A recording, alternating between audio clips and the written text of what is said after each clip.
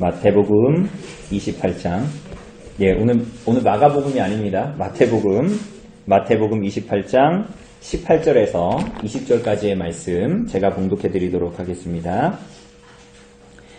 예수께서 나와 말씀하여 이르시되 하늘과 땅의 모든 권세를 내게 주셨으니 그러므로 너희는 가서 모든 민족을 제자로 삼아 아버지와 아들과 성령의 이름으로 세례를 베풀고 내가 너희에게 분부한 모든 것을 가르쳐 지키게 하라. 볼지어다 내가 세상 끝날까지 너희와 항상 함께 있으리라 하시니라. 예, 오늘은 우리가 마가복음 강의를 잠깐 멈추고 오늘 우리가 유아 세례도 있고 그리고 이제 성찬도 있는데요. 특별히 우리가 이 성례에 대해서 오늘 제목에 나온 대로 성례를 통해 본 성도의 신앙, 우리가 성례를 좀 다시 한번 성례의 의미를 비추어 보고 우리가 세례나 성례, 우리 이제 믿음을 고백하고 그렇게 시간들을 보내고 우리 은희삼에도 이제 세례를 이제 받을 건데 나중에 이제 그러한 세례가 어떤 개인적인 문제가 아니라 사실 교회적인 일이고 오늘 우리가 유아 세례를 온유에게 주지만 이 일도 온유 개인의 일이 아니라 교회적인 일이고 교회로 사람을 받는 것이다 라는 것 우리가 좀 더 명확하게 하고 그 영적인 성격과 의미를 좀 이 시간 함께 다루기를 원합니다. 여러분 우리가 읽은 이 본문은 예수님께서 제정하신 성례 중에 하나입니다. 그게 뭐죠? 오늘 본문에 나온 예수님께서 제정하신 성례가 뭡니까? 그렇죠. 세례입니다. 사실은 예수님께서 정하신 성례라고 얘기한다면 두 가지가 있습니다. 그게 뭐죠? 세례와 성찬입니다. 세례와 성찬. 여러분 우리가 알다시피 로마 카톨릭은 천주교는 성례를 7가지의 성례로 이야기합니다. 그래서 7성례라고 이야기하죠. 우리가 흔히 옛날에 우리 여기서 세대차가 좀 이제 느껴지실지 모르겠지만 우리 옛날에 그 송혜교가 나왔던 그 드라마 가을동화 잘 모르시나요? 가을동화에서 보면은 내가 너의 죄를 사하노라 뭐 그 고해성사 뭐 그런 내용이 나오지 않습니까? 7성례 중에 하나가 그 고해성사가 있고 그리고 이제 마지막에는 종부성사 뭐 이런 게 있습니다. 오늘 이게 주요 논점이 아니라서 이것들을 다 다루지는 않겠지만 이러한 내용을 만약에 보자면 7성례뿐만이겠습니까? 그러니까 이런 식으로 성례를 정하자면 성경에 7가지 아니더라도 더 많은 것들을 이야기할 수 있을 거예요. 그런데 우리가 성례라고 이야기하는 것, 그죠? 우리가 성례라고 말하는 것은 그 성격이 있습니다. 성례는 결국은 두 가지, 세례와 성찬밖에 없는데 이 두 가지가 성례인 이유가 뭡니까? 이 두 가지를 성례라고 말하는 이유가 뭐예요? 이것을 누가 제정하셨기 때문에? 친히 예수님께서 제정하셨기 때문에 그것을 우리가 성례, 그리고 성경에서 말하고 있는 제정한 성례는 두 가지밖에 없다라고 말합니다. 그래서 세례는 우리가 오늘 본 대로 예수님께서 승천하시기 전에 일반적으로 지상명령이라고 하는 것을 주시면서 세례를 말씀하셨고 또 하나는 성찬, 그 성찬은 어디에 나타납니까? 예수님께서 잡히시기 전날 밤에 직접 제자들에게 베푸시면서 제정하신 것, 그게 바로 이 성찬이지요. 성찬.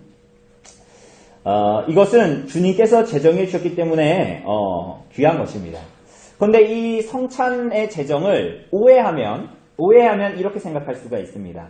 이 성찬이 그리고 혹은 세례가 이 성례라는 것이 구원에 절대적으로 필요하다. 맞습니까? 아닙니까? 맞습니까? 아닙니까? 이 성례를 행하지 않으면 구원받을 수 없다. 맞습니까? 아닙니까? 맞아요? 아니에요? 예, 아니지요. 여러분 헷갈리면 안 돼요? 여러분 성례가 구원에 절대적으로 필요합니까? 세례와 성찬이 구원에 절대적으로 필요하다는 말이에요. 네? 필요합니까? 그렇죠. 이게 아니면 구원받을 수 없다라고 여기면 안 됩니다. 여러분 그래서 이러한 오해들 이것을 이렇게 생각하지 않고 오해했기 때문에 우리들이 전에도 얘기한 대로 이 중세시대 때에는 이 아이를 받는 산파에게도 영세를 줄 수 있는 권한을 허락했습니다. 왜 그렇죠? 애를 낳고 애가 바로 죽으면 안 되니까 이 아이를 어떻게 하는 거예요? 바로 그 산파가 세례를 줘서 이 아이가 구원받게끔. 그러니까 이런 생각 안에는 무엇이 있는 거예요? 이 카톨릭의 사상 안에는 세례는 구원과 어떻게 됐다? 절대적으로 연결이 되어져 있다. 이렇게 얘기하는 것입니다. 그죠? 그래서 우리가 지난주에 왔던 우리 미용실 원장님의 딸, 우리 규리는 영세를 받았어요. 카톨릭 다니시는 분인데, 지난주에 바베큐 파티 어떻게 해가지고 이렇게 오셨잖아요. 근데 규리는 영세를 받았습니다. 그죠? 근데 그 아이에게 그건 유아 세례나 이런 식으로 주는 게 아닙니다. 그 영세 자체는 뭐냐면, 이 아이가 한번 세례 받은 것으로 이 아이는 이미 어떻게 된 거예요? 구원받은 것이다. 이렇게 이제 생각하는 겁니다. 왜냐하면 그 세례가 그 아이의 구원의 절대적이라고 생각하기 때문이에요. 자, 그러나 성례는 뭡니까? 하나님의 백성들에게 하나님께서 특별하게 주시는 증표입니다. 인입니다. 이것을 우리가 좀 보자면 말씀과 성례 두 가지로 좀 비교해 볼 수가 있습니다. 말씀. 여러분, 말씀은 하나님께서 누구에게 주셨죠? 말씀은 그러니까 성경 말씀을 전하고 이런 거 누가 들어야 돼요? 모든 사람들이 들을 수가 있지요. 자, 성례는 누구에게 주신 것이죠? 성례. 하나님의 백성들, 구원받은 자녀들만 성례에 참여합니다. 이게 차이점입니다. 말씀은 누구나 들을 수 있어요. 오늘 믿지 않는 사람들도 들을 수 있습니다. 예배 자리에만 온다면 누구나 들을 수 있습니다. 말씀은 모든 사람들에게 열려 있습니다. 그죠? 그러나 성례는 어때요? 하나님을 향한 신앙과 예수 그리스도를 구주로 믿는 자만 이 성찬의 상에 참여할 수 있게 됩니다. 그죠? 자, 그렇다면 다시 한번 말씀드리지만 이것이 없으면 구원받은 백성이 아닙니까? 성례가 없으면? 여러분, 그렇지가 않아요. 그러니까 아브라함 이전에도, 그죠? 아브라함 이전에도 이러한 표가 되는 성례와 같은 것들을 받지 않은 사람들도 구원 받았을까요? 못 받았을까요? 받았을까요? 못 받았을까요? 받았죠. 여러분, 그래서 로마서 4장 11절을 보면 이렇게 기록되어져 있습니다. 그가 할례의 표를 받은 것은, 여기서 그는 아브라함이죠. 그가 할례의 표를 받은 것은 무할례 시의 믿음으로 된 의를 인친 것이다. 뭐라고요? 아브라함이 할례의 표를 받았잖아요. 그것이 마치 지금으로 얘기하자면 세례와 같은 것인데, 그죠? 할례를 받았는데 그 할례의 표를 받은 것, 할례 받은 것은 그가 무할례 시에 할례 받지 않았을 때에 믿음으로 된 의를 인쳐서 뭘 줬다? 할례를 주었다라는 거예요. 이해되시죠? 그러니까 이 사람은 할례 때문에 구원받은 거예요? 아니면 믿음 때문에, 믿음으로 말미암은 의 때문에 구원받은 거예요? 그죠? 이걸 헷갈리면 안 되는 거예요. 믿음으로 말미암은 의가 있었기 때문에 그것을 확인 도장 찍어준 게 뭐였어요? 할례였던 거예요. 할례. 자, 그렇다면, 자, 여기서 이제 명확해졌습니다. 성례는 구원의 절대적이지 않아요. 자, 그러면 우리는 여기서 질문을 하게 되죠. 뭐예요? 왜 우리는 세례를 베풀고 그러면 성찬을 나누어 주는 것입니까? 그죠? 그러니까 세례와 성찬이, 성례가 절대적이지 않다면서요, 구원에. 그죠? 우리 성찬할 건데. 근데 절대적이지 않은데 왜 이거 합니까? 오늘 유아 세례 받을 건데, 이거 유아 세례 구원에 절대적이지 않다면서요, 온유에게. 그럼 왜 유아 세례를 왜 줍니까? 이런 질문을 우리는 하게 되죠. 저만 하게 됩니까? 하게 되죠. 왜 그런지. 왜 우리는 이것을 행해야 되죠? 우선은 또다시 말씀과 성례를 비교해 봅시다. 그럼 조금 더 명확해질 것 같아요. 자, 말씀과 성례의 공통점이 있습니다. 그게 뭐예요? 첫째로. 그걸 주신 분이 누구다? 그걸 제정하신 분이 같다. 둘째로, 말씀이 가르치는 것과 성례가 가르치는 것이 같다. 무엇을 둘 다 가르칩니까? 무엇을 다 가르치고 있어요? 성경과 성례가 다 뭘 가르쳐요? 누구를 향하고 있습니까? 우리 구주 예수 그리스도를 향하고 있죠. 공통점입니다. 셋째로 뭡니까? 그 내용이 사람들에게 적용하는 방식인데요. 말씀과 이 성례가 사람들에게 적용되어지는 방식은 뭐로 말미암아서 사람들에게 적용되어집니까? 자, 믿음입니다. 믿음. 자, 여러분 오늘 말씀을 듣죠? 지금 무슨 생각하세요? 이따 삼계탕 생각하시고, 내일 휴일이니까 내일 또 놀 생각하시고, 이런 걸로 우리 안에 가득 차 있으면 우리 이걸 믿음으로 안 받는 것입니다. 그죠?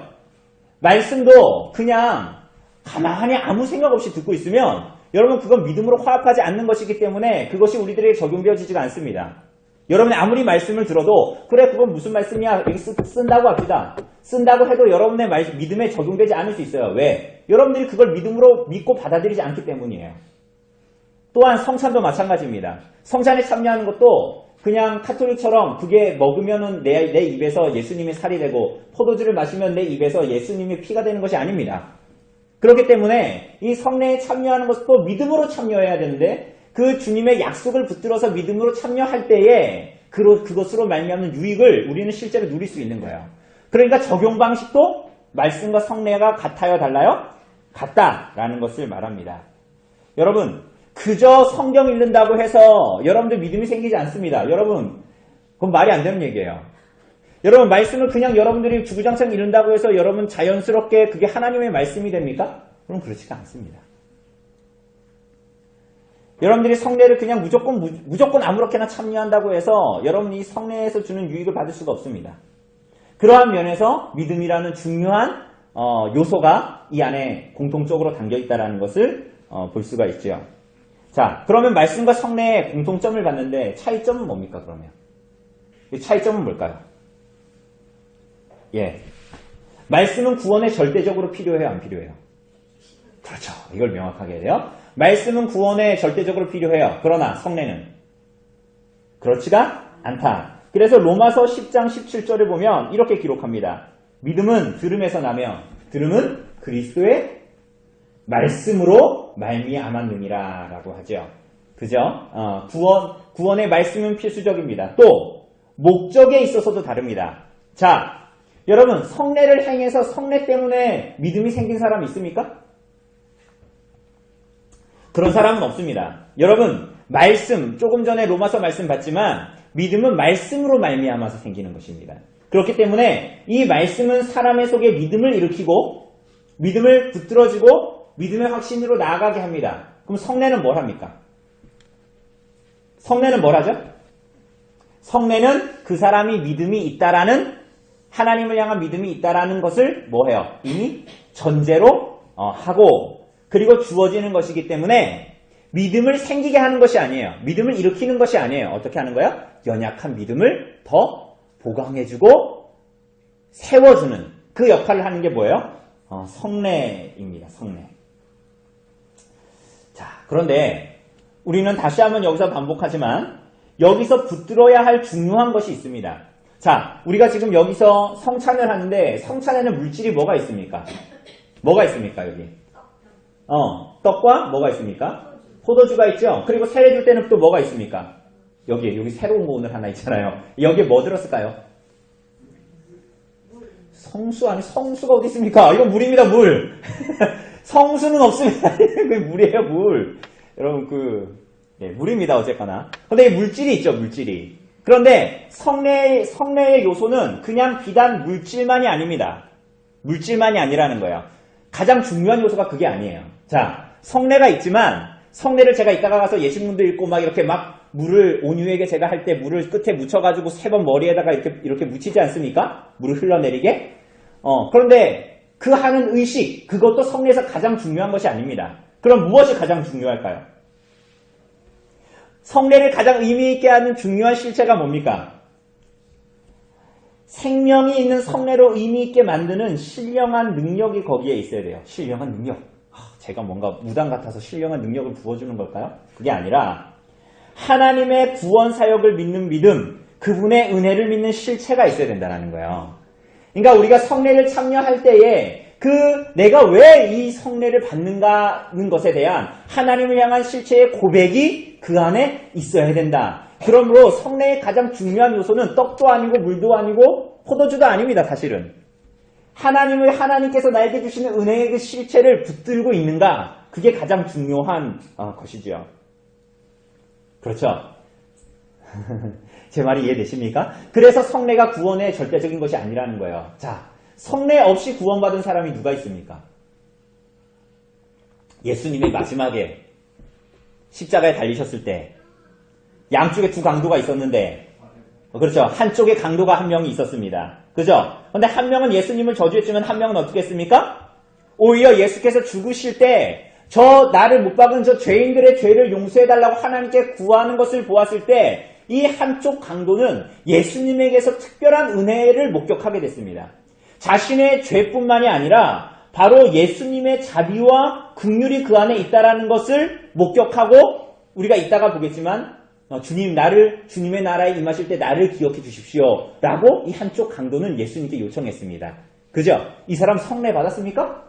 예수께서 십자가에 죽으시기 전날 밤에 그 유월절 만찬을 나누었습니까? 그렇지 않았죠. 그러함에도 불구하고 이 사람은 구원 받았습니까? 안 받았습니까? 여러분 천국 가면 그 한편 강도 만날 겁니다. 근데 그 사람은 성례를 행하지 않았는데 어떻게 구원받았죠? 그 안에 그 성례를 행하게 하는 시간이 있었으면 성례를 받을 수도 있었겠죠. 그러나 성례를 하지 않았어도 그 성례의 중요한 요소인 믿음의 실체가, 은혜의 실체가 그 강도의 심령 안에 있었다라는 거예요.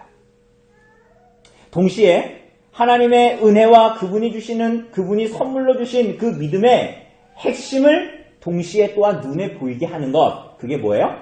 성례인 것입니다. 그러니까 그것이 본질이 아니라 그 믿음의 핵심, 그 은혜의 실체를 보여주는 것이 바로 뭐다? 성례다라는 것이죠. 그래서 성례는 그리스도로 말미암는 은혜 언약, 우리가 은혜 언약 때문에 그리스도로 말미암는 은혜 언약 때문에 우리가 받는 유익이 뭡니까? 여러분 무슨 유익이 있습니까? 예수님이 우리를 위해서 십자가에 달려 죽으시는 그 은혜 언약 때문에 여러분들이 얻은 게 뭐예요? 돈 생겼습니까? 뭐가 생겼어요? 죄사함, 그리스도로 말미암는 의, 또 뭐가 있습니까? 그리스도의 죽음과 부활에 여러분과 제가 뭐 하게 됐어요? 참여하게 되었지요. 그 그리스도와 그분의 복음 안에 있는 모든 영적인 부요함을 누릴 수가 있게 되었습니다.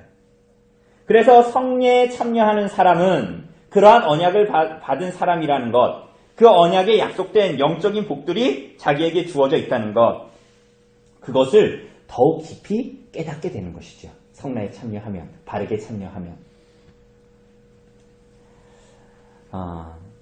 이런 면에서 성례는 이러한 성격을 가지고 있기 때문에 성례는 영적이고 동시에 이런 말도 쓸 수 있습니다. 상관적이다. 그러니까 절대적으로 필요한 것은 아니지만 받는 사람의 믿음에 따라서 달라집니다. 성례를 믿음으로 받았을 때 거기에 하나님의 은혜가 그러한 사람들에게 동반되는 것이죠. 성례를 받는 사람이 우리가 성찬 예식문에서도 보았다시피 그렇게 성례를 잘 준비하고 자신이 정당한 위치에서 받을 상태에 있을 때에 그 성례를 받으면 하나님께서 그것을 은혜의 수단으로 사용하셔서 하나님께서 약속하신 정당한 특별한 은혜를 그에게 허락해 주시는 거예요. 그죠? 그래서 우리가 성례에 참여하기 전에 성찬 예식문 같은 걸 보면 막 자신을 돌아보고 자신의 죄를 돌아보고 이런 것들을 하는 거예요. 그래서 자신을 살피라고 하는 것이죠. 하나님께서는 성령께서는 이 외적인 표를 사용하셔서 하나님의 은혜를 전달하는 수단으로 여러분과 저에게 성례를, 세례와 성찬을 여러분과 저에게 허락하여 주셨어요. 여러분 그렇기 때문에 여러분 권면드립니다. 그렇기 때문에 여러분 고의로 이 성례를 태만하게 여기거나 아이 뭐 한 달에 한 번 하는 성례인데 뭐 아이 뭐 애 낳으면은 다 유아 세례 주는 거야. 아이 때 되면 학습받고 세례 받는 거지. 라고 고의로 성례를 태만하게 여기거나 소홀히 여기거나 가볍게 여긴다면 여러분은 영적인 빈곤에 빠지게 되는 거예요. 그래서 뿐만이 아니라 고의적으로 완고하게 주님께서 제정하신 것에 불순종하는 것이기 때문에 그 불순종한 결과를 자꾸만 맛보게 되는 거예요. 그게 우리가 고린도서에서도 계속적으로 반복해서 보여주고 말하고 있는 것 아닙니까? 반대로 이 성례를 귀하게 여기고 성례를 그렇게 귀하게 여기고 귀한 마음으로 받고 믿음으로 진리와 믿음으로 반응하며 참여하면 어떻게 되는 거예요? 여러분과 저의 연약한 믿음이 어떻게 되는 거예요? 다시 한번 보강되고 그죠? 그 예수 그리스도로 말미암는 복음 안에서의 확신을 더 깊이 누리게 되죠. 약속으로 주어졌다는 거예요. 그러니까 이것이. 그래서 하나님 나라에 대한 소망을 가지고 이 땅을 살아가게 됩니다. 여러분 그럼 우리가 이것을 잘 누리지 못하는 이유는 뭘까요? 1년에 한두 번 성찬을 하니까 1년에 한두 번 때마다 그냥 부활이나 추수감사절 그때쯤 돼가지고 한 번씩 세례와 성찬을 그런 식으로 생각하니까 우리 이것을 못 누리는 거예요. 놀랍게도 하나님께서 성례를 제정해 주시고 약속을 주셨는데 그럼 이걸 다르게 얘기하면 뭐예요? 우린 자꾸만 성경 하나님 말씀 너무 좋아요. 설교를 듣고 싶어요. 하지만 성경 말씀을 안 믿는 거예요. 예수님이 말씀하셨는데 안 믿는 거예요. 자꾸만. 약속하셨는데 그걸 기대하지 않아. 이게 얼마나 완고한 마음입니까? 사랑하는 여러분, 그렇다면 우리 좀 더 구체적으로 우리가 좀 세례에 집중해서 우리가 오늘 우리가 사실은 세례와 성찬을 다 다루려고 했는데 그러기엔 너무 시간이 부족하고 좀 세례에 대한 내용들을 좀 우리들이 알고 적용을 해봅시다. 여러분 우리가 오늘 읽은 마태복음을 보면 아버지와 세례를 주는데 아버지와 아들과 성령의 이름으로 세례를 주라라고 말합니다. 여러분 이것은 잘못 읽으면 세례를 받으면 구원을 받는다. 세례를 받아야 구원의 조건이 된다라는 것으로 말하는 것 같지만 우리가 아까도 말한 대로 그렇지가 않습니다. 믿고 그 믿음 때문에 세례를 받는다면 그 사람은 믿음으로 의롭다 하심을 얻어서 구원받는다 이렇게 얘기합니다. 뭐라고요? 믿고 그 믿음 때문에 세례를 받는다면 그 사람은 세례 때문에 구원받는 것이 아니라 믿음으로 말미암는 의 때문에 구원받은 것이지. 그래서 여러분 이 마가복음에서는 동일한 기록을 하면서 마가복음에서는 뭐라고 얘기하냐면 믿지 않는 사람은 믿지 않았기 때문에 정죄를 받는다 이렇게 말합니다. 그러니까 믿지 않은 사람은 세례를 받지 않아서가 아니요. 믿지 않아서 세례를 못 받아서 구원 못 받는다가 아니라 믿지 않은 사람은 세례를 안 받은 사실 때문이 아니라 믿지 않았기 때문에 하나님께 정죄를 받는다 이렇게 말합니다. 그죠? 예수님께서 승천하시기 전에 그래서 세례를 주라 이렇게 합니다. 여러분 세례를 제자들이 알았을까요? 몰랐을까요? 우리가 이따가 세례를 주겠지만 세례할 때 뭐를 사용하죠? 물이죠. 물로 여러분 뭐 합니까? 그래서 머리 감죠. 나다니가 머리 감면 돼요. 머리 감죠. 세수하죠. 그러니까 물로 깨끗하게 하는 거잖아요. 우리가 이미 복음서를 보면서 그렇게 예수님과 서기관들과 바리새인들이 격돌했던 그 이유 중에 하나가 뭐예요? 정결례입니다. 정결례는 뭐예요? 구약에 이미 율법에 나와 있죠. 물로 씻는 거야, 씻는 거. 그러니까 여기서 이 세례라고 얘기했을 때 결례, 물을 끼얹는다든가 물로 씻는 그런 예를 말하는 거예요. 그러니까 세례를 주라 했을 때 제자들이 그 의미는 뭔지 알았을 거란 말이죠. 이미 사실은 요한의 세례도 있었고, 그죠? 그러면 이 세례는 누구에게 행해져야 합니까? 먼저 복음을 전파해서 복음을 받아들인 자에게 주어집니다. 그리고 그 복음을 받아들여 제자된 자들에게 주어집니다. 아무에게나 주어지는 것이 아닙니다. 여러분 이거 매우 중요해요. 그래서 군대에서 초코파이만 주면 우리 가운데 있는지 모르겠지만 초코파이만 주면 교회에 가서 나 초코파이 주니까 믿는다고 하면 어떻게 하는 거야? 뭐 하는 거야? 진중세례를 주잖아요. 그것은 매우 잘못된 일입니다. 그러니까 이건 아무에게나 주는 것이 아니에요. 정말로 그래 여러분 만약에 그런 식으로 하면 우리 헌법에 나왔잖아요. 6개월 출석한 지 6개월이 지나면 학습 세례를 받을 수 있어요. 그리고 이 사람이 그로부터 또 6개월이 지나면 세례를 받습니다. 1년이 지나면 헌법에 의하면 1년이 지나면 세례를 받을 수 있어요. 그죠? 맞습니까? 저 은희자매 지금 승민 형제 없으니까 은희자매 자꾸 제가 예로 죄송합니다. 은희자매가 여러분 지금 교회 우리 출석한 지 1년이 지났어요. 이제 5월이니까. 그러면은 법상으로 하면 세례 줘야 됩니다. 그죠? 그런데 우리는 그런 식으로 하지 않는다라는 거예요. 기계적으로 주지 않는다라는 게 기계적으로. 그죠? 그렇다고 해서 은희자매가 아무나라는 얘기가 아니라 우리는 그 사람이 정말로 구원받았는가, 그가 정말 구원에 확신이 있는가, 그가 그리스도로 말미암는 교회를 어떻게 생각하는가를 면밀히 할 수 있는 한 면밀히 검토해서 그가 정말 그것에 대해서 그리스도에 대해서 확신하고 있으면 그에게 세례를 주는 것입니다. 그렇지 않습니까? 그러므로 여러분 이 세례는 아무에게나 주는 것이 아니에요. 진중세례처럼 군대에서 진중세례 주는 것처럼 초코파이 한 박스 주면 세례받는 그런 이유가 아니라는 것입니다. 그렇기 때문에 세례는 또한 아무나에게 줄 수 없기 때문에 아무나 아무 곳에서나 주는 것도 아니에요. 여러분 성례의 집행은 적어도 교회의 회원이 해야 하는 말씀을 따라 하나님의 명령하신 신령한 뜻을 분별할 수 있는 자가 집행해야 한다라고 자격을 제한하는 것입니다. 그래서 여러분 또 신령한 뜻을 분별한다라고 얘기하니까 목사가 어떤 자격과 장로가 어떤 자격과 특별한 능력과 조건이 된다라기보다는 교회적인 권위를 가지고 집행해야 된다라는 것을 말합니다. 또한 이 성례는 특별한 경우가 아닌 이상 예를 들면 어떤 사람이 정말로 병에 걸려서 정말 내일 죽을 것 같은데 그 사람이 의식이 없어지고 있기 때문에 빨리 가서 세례를 줘야 돼서 주일까지 못 기다린다. 그럴 때가 아닌 다음에는 어떻게 해야 되는 거예요? 이 성례는 공적인 장소에서 공적인 예배 가운데에서 행해야 하는 것입니다. 그래서 복음을 전파하고 복음을 믿는 사람에게 그 사람이 과연 믿는지를 여부를 확증한 다음에 세례를 줍니다. 이 사람이 세례받기에 합당한 거듭난 확증이 있는가? 여러분 이거 잘 들으셔야 돼요. 세례를 나 믿습니다 해서 받는 것이 아니에요. 사실은. 믿음은 기본입니다. 근데 이 사람이 거듭난 확증이 그의 삶에 보이는가? 적어도 교회의 눈으로 볼 때 이 사람이 예수님 믿고 내가 구원자로 믿는다고 하는데 이 사람이 내 삶의 구원자로 이 사람이 주인으로 받아들이지 않는 그러면 이 사람에게 세례를 줄 수가 없어요. 그러니까 적어도 교회의 눈으로 확증할 수 있는 이 사람이 예수님 믿는다고 하는데 막 예를 들면 막 교회를 안 와버린다든가 출석을 안 한다든가 예배 출석을 이런 사람은 거듭난 표가 있다라고 말할 수가 없는 거잖아요. 그죠? 여러분 제가 혹시 여러분 교회 출석하는지 안 하는지 출석부로 다 체크하고 있다는 거 혹시 아십니까? 주일 오후에 이분은 왜 안 왔습니다. 이분은 왜 왔습니다. 제가 다 출석 체크를 합니다. 왜 제가 그렇게 할까요? 그러니까 여러분들의 신앙 상태를 체크하는 거예요. 여러분 예배를 오고 안 오고가 아무 일도 아닌 것이 아닙니다.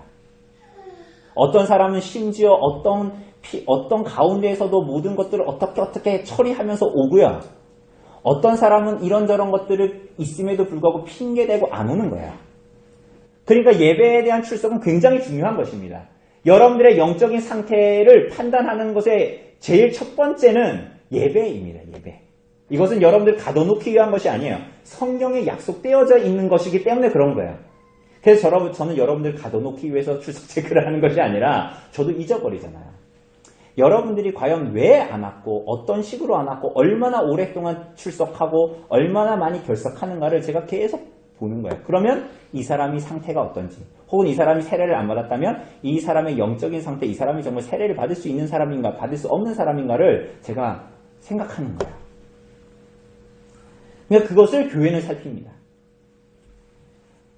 여러분 그래서 교회는 이렇게 세례받는 사람이 답변을 할 때 여러분 세례 받을 때 어떻게 했습니까?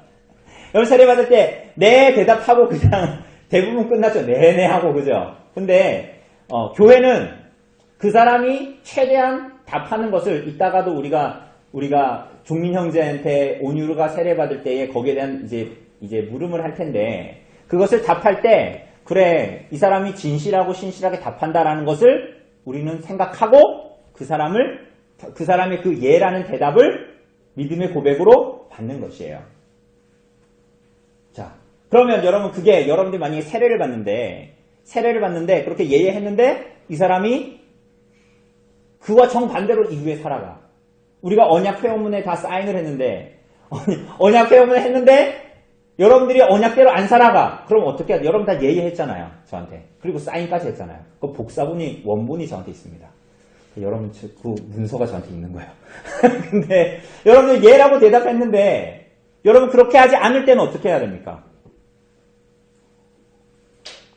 그러니까 세례 문답에서 예라고 대답했는데 그렇게 살아가지 않는 사람이 드러난다 해도 우리는 어쩔 수가 없어요. 교회는 어쩔 수가 없어요. 세례를 주고 난 후에 그 결과를 보면 사실은 받으다 만한 사람들도 사실은 되게 많잖아요. 그죠? 저 사람 세례교인이래. 근데 왜 저 사람 저렇게 살지? 이런 거 우리 되게 많이 보잖아요. 근데 그거는 교회가 더 이상 어떻게 손을 쓸 수가 없어요. 뭐 드러나는 죄에 대해서는 건징을 하겠지만. 그죠? 그럼 그것을 어떻게 합니까? 교회가 책임질 수 있습니까? 없어요. 그래서 그런 사람은 하나님의 손에 맡기는 것입니다. 그리고 교회는 그가 진실하게 그리스도로 말미암은 구원을 고백하면 그것을 인정하고 세례를 주는 거예요.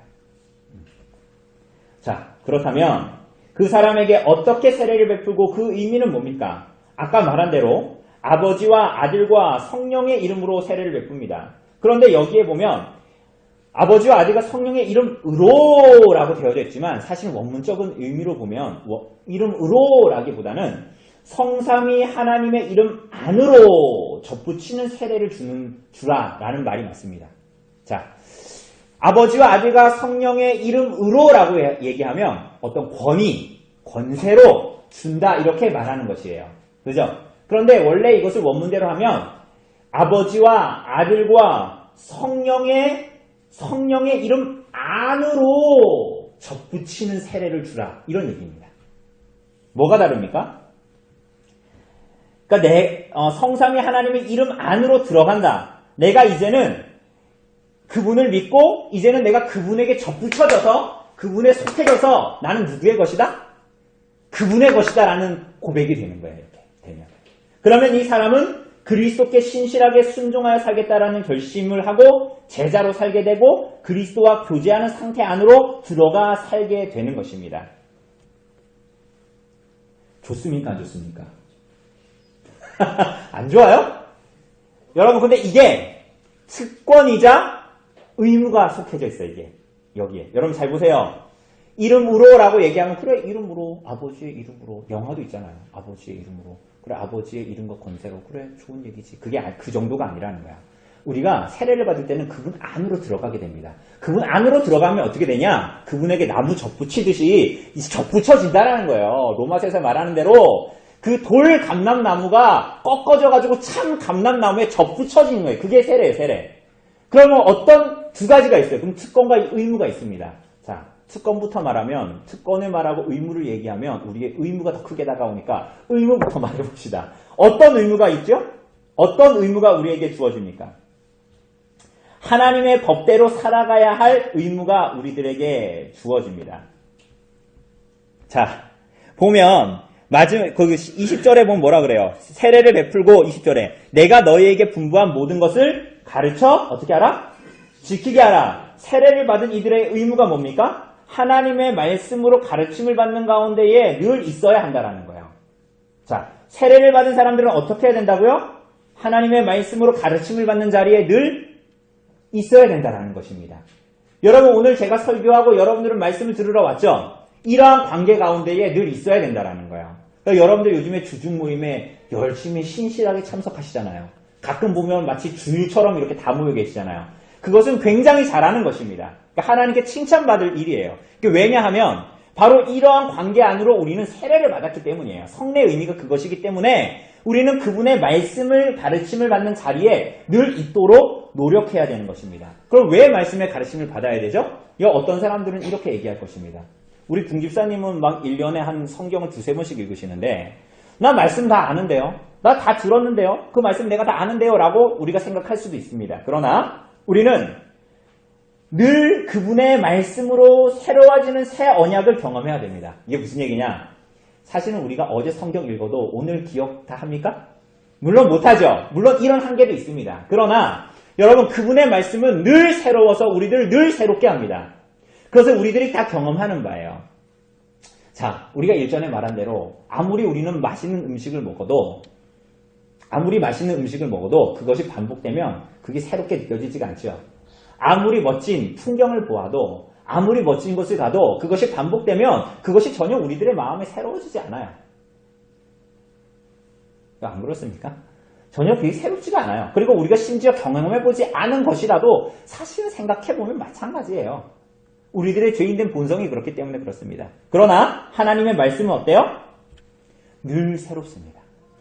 그분의 말씀이 하나님께서 우리를 어떻게 대하시고 우리에게 무엇을 요구하시고 우리들의 삶을 어떻게 섭리하시고 하나님 나라는 무엇이고 그분의 교회는 무엇인지 교회적인 삶을 통해서 우리들의 삶에 적용되도록 우리가 매일 말씀마다 말씀으로 모이고 말씀의 가르침을 받기를 소원해야 하는 것입니다. 그러한 의무가 우리들에게 주어져 있습니다. 그런데 이 의무가 하나님을 기쁘게 하는 것입니까? 하나님께 막 공양을 하는 것입니까? 그렇게 하면 하나님이 더 기뻐하십니까? 물론 하나님 말씀대로 살아가면 기뻐하시지만 그 의무는 누구를 위한 거예요? 하나님께 도움이 되는 게 아니야. 여러분과 저를 위해서 하나님께서 허락하시는 것입니다. 그러한 은혜 가운데 하나님께서 살도록 우리들에게 특권을 주셨습니다. 그 특권이 뭡니까? 여러분들 누리는 특권이 뭡니까? 우린 자꾸 특권이라고 생각 안 하니까 별로 밍숭맹숭하죠. 자, 여러분들 기도하면 하나님께서 기도 들으십니까? 들으세요, 안 들으세요? 정말 들으세요? 여러분들이 예수님의 이름 하나님, 아버지 라고 부르면 여러분들 하나님이 들으십니까? 여러분들이 기도하면 들으시죠. 불신자가 하나님을 부르면 들으실까요, 안 들으실까요? 여러분, 제가 명백하게 말합니다. 듣지 않으십니다. 여러분들은 아무나 하나님 부르면 다 들으실 것 같죠? 우리가 그러니까. 여러분, 그러니까 우리는 왕궁에 살면서 우리는 자꾸 거지처럼 사는 거예요. 왕자인데 자꾸 자기를 거지라고 생각하는 거예요. 여러분, 세상 사람들은 하나님 불러도 하나님이 안 들어요. 그들은 죄인이기 때문에. 그런데 우리는 그리스도로 말미암아서 그분에게 접붙여져 있기 때문에 하나님을 부르면 들어요. 하나님께 들으세요. 응답하십니다. 하나님께 구하면 언제나 하나님께서 여러분의 음성을 들으신다라는 것이 얼마나 큰 특권이에요. 여러분, 오늘 찬양했죠? 찬양했죠? 여러분들이 찬양하면 하나님께서 구약의 제사처럼 흠양하시고 기뻐하십니다. 여러분들이 진정으로 하나님께 올려드리는 그 찬송을. 세상 사람들이 흥얼거리면서 나 같은 죄인 살리신 주은의 놀라와 그 찬양을 아무 사람이나 어메이징 그레이스를 다 부르기 때문에 세상 사람들도 신앙 없으셔서 부른다고 합시다. 그거 하나님 들으실까요? 허탄한 노래를 부르는 것 같은 거예요. 그런데 여러분과 저는 그렇지가 않아요. 그게 여러분들 특권이에요. 하나님 백성들의 특권. 하나님께서 여러분들을 들으신다라는 거야. 더 중요한 건 뭡니까? 그리스도께서 만왕의 왕이시고 만유의 주이신데 그 그리스도의 유업을 여러분과 저와 나누겠다고 약속되어져 있어요. 여러분, 그게 뭔지 잘 모르겠죠? 우리가 그게 뭔지 잘 모르니까 지금 표정이 이렇게 밍숭맹숭한 거지. 저도 다 알지 못하고. 오늘 우리가 유아 세례 그 얘기 공부하면서도 얘기했지만 온유에게 온유야, 내가 너에게 저 BMW 차 줄게 라고 얘기하면 온유가 좋아할까요, 안 좋아할까요? 제가 신종 형제 아들이라면 저는 좋아하겠죠. 저는 그게 뭔지 아니까. 그런데 온유는 알아요, 몰라요?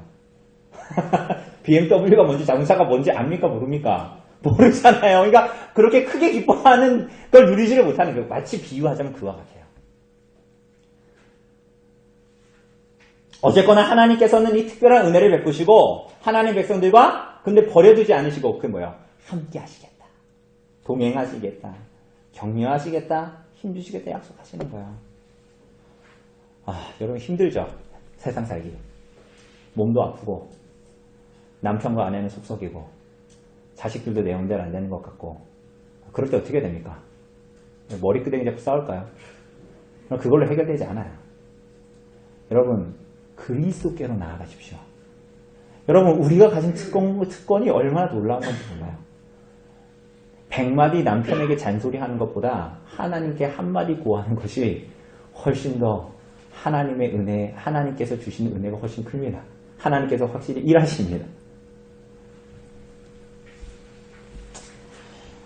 여러분 그렇게 될 때 이렇게 살아갈 때 우리는 점점 그리스도께 접붙여 살아갈 때 제자다운 조건들을 구비해 나가면서 살아가게 돼요.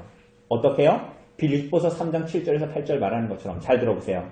그러나 무엇이든지 내게 유익하던 것을 내가 그리스도를 위하여 다 해로 여길 뿐더러 또한 모든 것을 해로 여김은 내 주 그리스도 예수를 아는 지식이 가장 고상하기 때문이라. 내가 그를 위하여 모든 것을 잃어버리고 배설물로 여김은 그리스도를 알고. 이게 무슨 얘기입니까?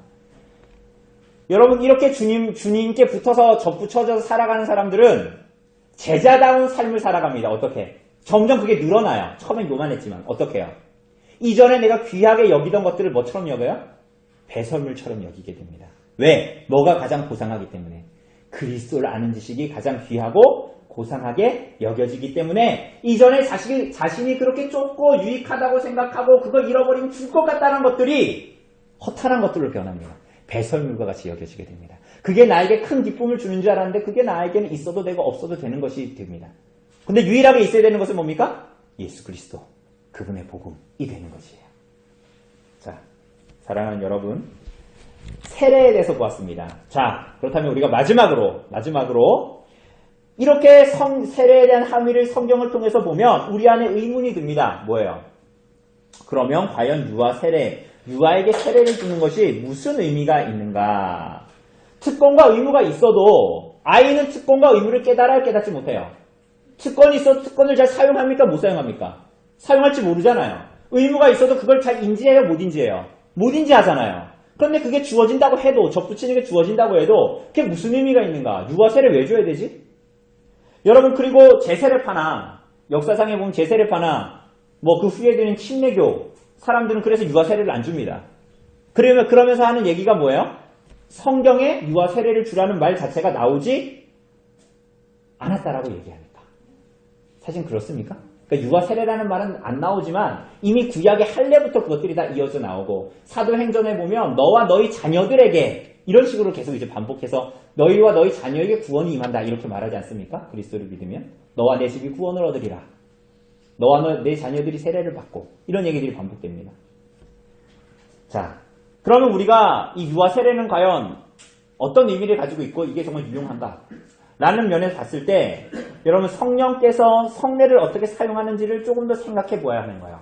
여러분 오늘 여러분의 자식들이 유아 세례를 받는 것이 아니죠. 그렇죠? 그러나 오늘 그럼 유아 세례를 오늘 왜 듣는 것이죠? 이 유아 세례는 교회적인 일이고 그리고 여러분과 전혀 상관없는 일이 아닙니다. 저 아이를 교회로 받아들이는 일입니다. 교회의 한 몸으로 받아들이는 일이고 하나님의 자녀로 받아들이는 일이기 때문에 이것을 이해하는 것은 굉장히 중요한 것입니다. 하나님께서 성령께서 성례를 통해서 어떻게 일하십니까? 여러분, 성령 하나님께서 어린아이들에게 어떻게 역사하시는지 여러분 아십니까? 모르십니까? 성령께서 어린아이들에게 어떻게 역사하십니까? 눈에 보입니까? 눈에 보여요. 가끔 오늘은 예준이 예찬이가 없어서 그런데 우리 애들 예배들이 막 돌아다니면서 소리 지르고 막 우리 목요 저녁 경건회 때 기도하는데 막 여기 왔다 갔다 하고 막 그러죠? 여러분 그게 자연스럽습니까? 안 자연스럽습니까? 물론 훈육을 해야 되지만 그날 저녁에 저한테 가서 회초리 2대씩 맞았어요. 여러분 그런데 그 아이들이 아무것도 안 듣는 것이 아니에요. 놀라운 믿음의 고백을 하기도 합니다. 성령께서 그 아이들에게 역사하세요. 여러분도 오늘 설교 듣다가 오늘 지금 거의 40분 설교들이 다 돼가는데 40분 동안 온전히 집중하셨습니까? 빨리 끝나야 삼계탕 먹어야 되는데 오늘 끝나고 내가 병원 가야 되는데 뭐 이런 생각을 막 하잖아요. 그럼 여러분들 그게 여러분들의 말씀 안에 여러분들 안에 아무런 역사가 하지 않으십니까? 그렇지 않은 것과 마찬가지예요. 그런 면으로 보면 여러분들이 아이와 우리가 별로 크게 다를 바가 없다라는 거 우리는 좀 알게 됩니다. 자, 그러면 이 하나님께서 아이들에게 어떻게 역사하는지 알 수 없지만 우리는 분명하게 알 수 있는 것은 성령께서 아이들도 붙드셔서 거듭나는 은혜를 주시지 않으면 어린아이라고 해서 스스로 거듭나는 일이 없다라는 거예요. 그러니까 어린아이라고 해서 스스로 너무 어린아이 순진무구한 아이, 오늘 보면 귀엽잖아요. 그런 아이라고 해서 스스로 구원을 찾아서 하나님께 도달할 수 없다라는 것입니다. 그죠?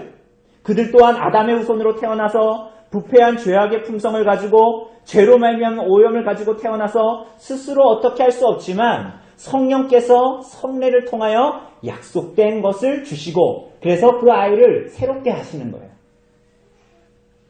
여러분 그래서 일종의 모태신앙 아이가 어려서부터 그리스도의 말씀과 교훈으로 큰 은혜 안에서 자라가면 마치 안 믿다가 믿은 사람처럼 막 큰 변화 급격한 변화가 없을지라도 오히려 순조롭게 그리스도를 생각하고 그리스도의 말씀을 생각하고 교회를 생각함으로 순적하게 자라갈 수 있게 됩니다. 그래서 이 세상에서 그 아이가 살아갈 때 세상에 그릇된 사상이나 가치나 정서가 그 아이를 쉽게 더럽히지 못하게 되는 거예요. 여러분 이거 이해되시죠? 여기 있는 대부분들 모태신앙이 아니기 때문에 우리는 믿지 않고 이 땅을 살아갔을 때의 세상의 더러운 가치들이나 그릇된 정서들이나 이런 것들이 예수 믿고 난 이후에도 우리를 굉장히 자주 괴롭힙니다. 그죠? 그러나 아이들이 믿음 안에서 자라가 유아 세례로 그리스도께 접붙여져 교회 안에서 자라가는 그 아이들이 그 하나님의 보호 안에서 자라가게 되는 거야. 그래서 상대적으로 그러한 오염들에서 떨어져 그리스도와 그분의 말씀을 사랑하면서 살아가게 되는 것입니다. 여러분 우리가 앞에서 보았던 십자가 상에서의 한편 강도를 생각해 보십시오. 그 강도가 뭐라 그랬습니까? 주여, 주의 나라가 임하실 때에 나를 생각하소서라고 얘기했습니다. 십자가상에서 예수님이 달리시는 그 죽음을 보고 뭔가 그리스도로 말미암는 특별한 은혜를 그가 보았던 것 같습니다.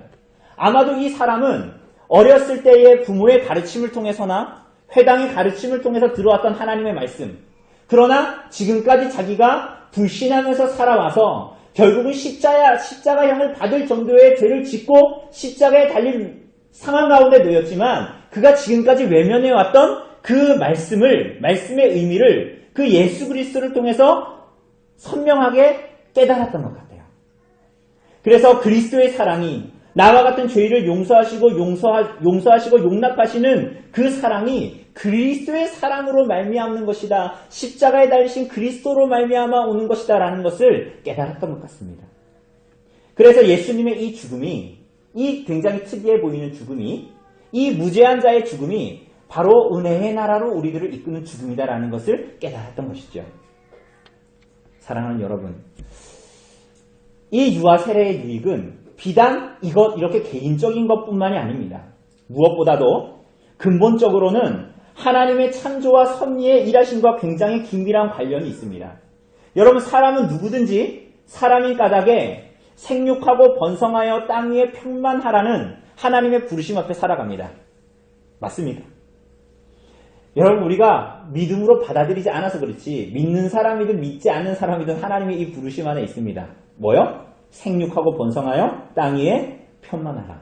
물론 안 믿는 사람들은 이것들이 자신들이 선택한 혼인, 임신, 출산이라고 생각하지만 믿는 사람이나 믿지 않는 사람이나 하나님께서 이렇게 선포하신 생육하고 번성하여 땅에 충만하라는 이 약속은 모든 사람들에게 보편적으로 적용되는 복입니다.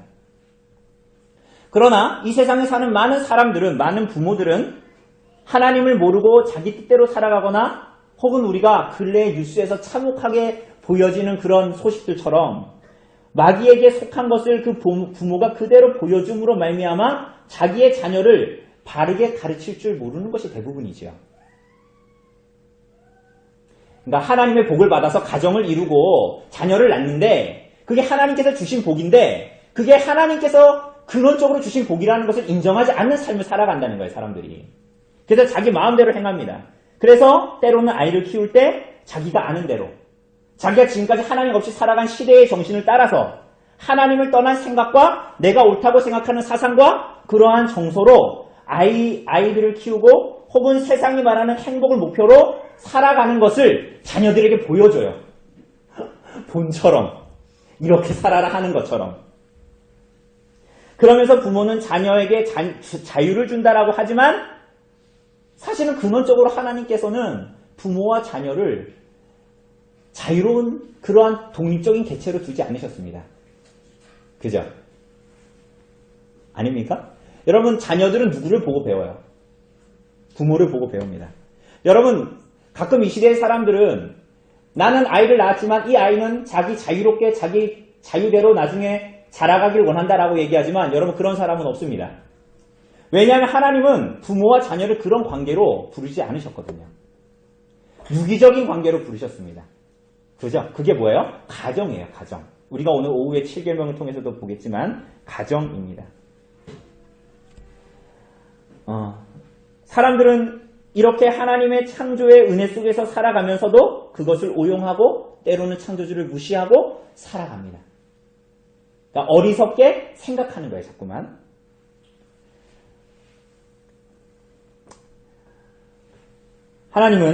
그러나 하나님은 언제나 그런 가운데서도 놀랍게 하나님의 선택한 자들, 남은 자들을 부르십니다. 우리가 이번 주 수요일 날에 봤듯이 그 여로보암의 이야기에서 보는 것처럼 여로보암의 아들, 그 여로보암은 하나님을 거역하며 살았지만 여로보암의 아들 누굽니까? 이름 알아요? 기억하세요?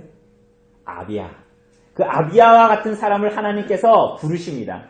그래서 그 부모의 그릇된 보여주는 본을 쫓아가지 않고 어려서부터 하나님의 언약 가운데 신실하게 살아가고자 하는 소원, 말씀의 교훈을 듣고 자라게 하시고 그래서 하나님께서 친히 그의 아버지가 되어주십니다. 아이가 그렇게 그리스도의 언약 가운데에 자신이 있다라는 것을 성령의 역사를 통해서 알게 되면 세상의 다른 아이들과 다르게 그야말로 믿음 가운데에 자라가기 시작합니다. 이렇게 언약 가운데 자라가는 아이는 시편이 말하는 것처럼 자신의 인생이 영구한 것이 아니라 마치 손바닥 하나만 같다라는 것을 알고 인생의 시간을 허비하지 않는 삶을 살아가기 시작합니다. 하나님은 그런 아이들을 부르셔서 어떻게 하십니까? 거룩한 하나님의 나라 그리스도의 교회의 확장을 자연스럽게 이어가시기를 원하십니다.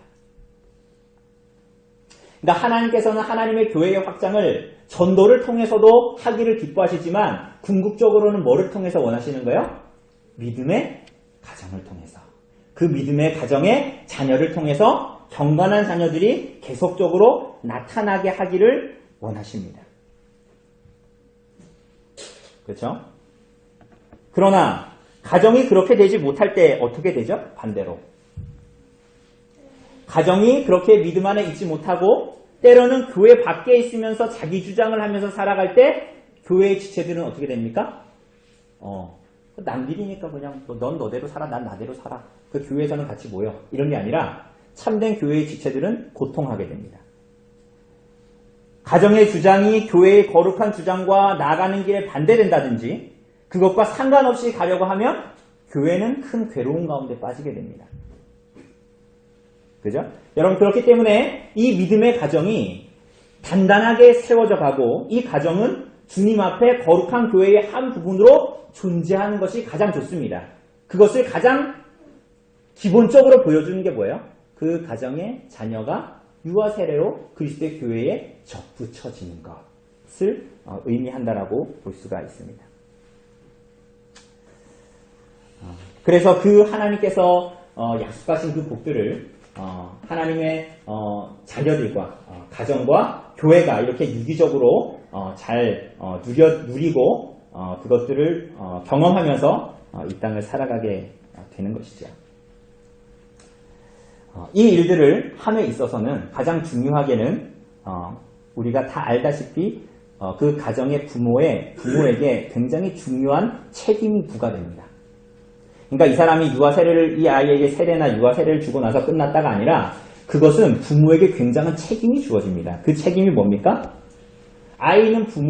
부모는 아이에게 이 CCTV와 같은 거거든요. 그래서 어떻게 됩니까?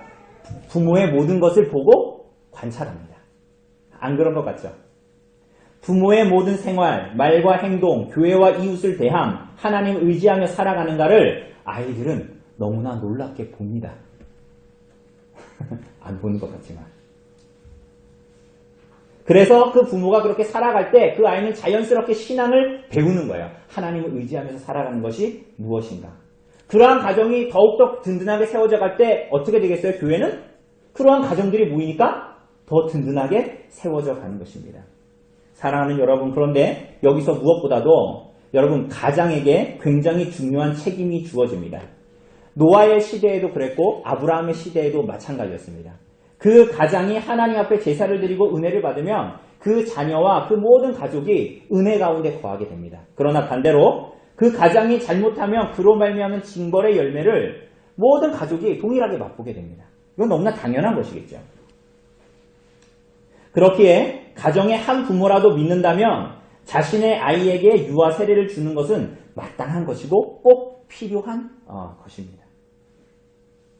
그리고 가장으로서의 책임을 다하겠다라는 것은 부모가 자신의 아이를 하나님 앞에 바친다라는 의미를 지닌 것이기 때문에 또한 중요하고 하나님께서 그 가정에 약속하신 그 복을 받기 위해서도 또한 너무나 중요한 것이 되겠죠.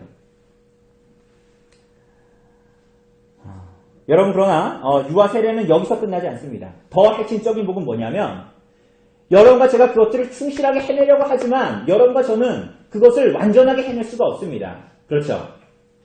그러면 어떻게 해야 됩니까? 어떻게 해야 되죠? 오히려 이 유아 세례의 더 중요한 요소는 뭐예요? 하나님께서 은혜로 이 아이에게 복을 주시고 이 아이를 인도하신다라는 거예요. 그러니까 우리는 이 약속을 붙들고 부모로서 모든 것들을 충실하게 해나가지만 그것이 이 아이를 장성하고 바르게 성장시키시는 것이 아니라 오히려 이 유아 세례의 약속을 붙들므로 말미암아서 유아 세례를 줌으로 말미암아서 이 아이를 누구의 손에? 하나님의 손에 맡기는 거예요. 그러니까 하나님이 지키시고 인도하시는 거예요. 그것을 믿는 자가 부모이기 때문에 이 아이를 기도로 양육하고 말씀으로 양육하기를 원하게 되는 것이죠. 오늘 사랑하는 여러분, 이러한 성례와 세례와 성찬을 통해서 우리는 그리스도와 그분의 복음, 교회를 더욱 바르게 알고 그분을 더욱더 깊이 사랑하게 됩니다. 여러분, 성례는 습관적으로 하고 안 하고 그런 게 아닙니다. 때가 되면 되고 안 하고 그런 문제가 아닙니다. 여러분, 그러면 그것은 아무런 유익을 얻지를 못해요. 여러분과 제가. 여러분, 성례를 통하여 주님께서 실제로 약속하신 것이 믿음으로 우리가 이것들을 행할 때에 교회에 실제로 적용되게 됩니다. 왜 그렇죠? 여러분과 제가 신실해서가 아니에요. 하나님께서 성경에 약속했기 때문에 그렇습니다. 그리스도께 접붙임을 받아 연약한 믿음이 강하여지고 믿음이 희미해진 자가 분명해지는 것은 한 개인이 그렇게 되는 것이 아니라 그 모든 유익이 마치 여러분과 제가 한 나무에 가지인 것과 같이 그 한 나무의 가지들이 동일하게 영양분을 공급받는 것과 같이 동일한 일들이 교회에 일어나는 거예요. 그래서 성찬을 행하는 것, 한 사람이 세례를 받고 한 사람이 유아 세례를 받고 그 아이를 교회로 받아들이는 것은 모든 교회의 유익입니다. 그것을 믿음으로 행할 때. 거기에는 분명한 하나님의 약속이 있습니다. 특권과 의무가 또한 동일하게 주어집니다. 그렇게 그리스도의 몸인 교회를 통해서 주어진 이 성례를 통해서 우리는 그리스도를 깊이 누리게 됩니다. 사랑하는 여러분, 이 그리스도로부터 흘러나오는 모든 영적인 복을 바라고 즐거워하시기를 바랍니다. 그것을 먹고 마시는 것이야말로 하나님을 영화롭게 하는 것이고 성도의 삶이며 교회적인 삶이라는 것을 여러분 기억하시기를 바랍니다. 이 은혜가 여러분과 저에게 있고 그것들이 그리스도의 교회에, 우리 교회에 잘 증시되도록 성령께서 그러한 은혜를 여러분과 저에게 허락해 주시기를 간절히 바랍니다. 우리 이 시간 우리 성례를 행하도록 하겠습니다. 우리 성례를 행하기 전에 우리 잠시 기도를 하고 부모에게 하는 문답과 성도들에게 하는 문답을 하도록 하겠습니다.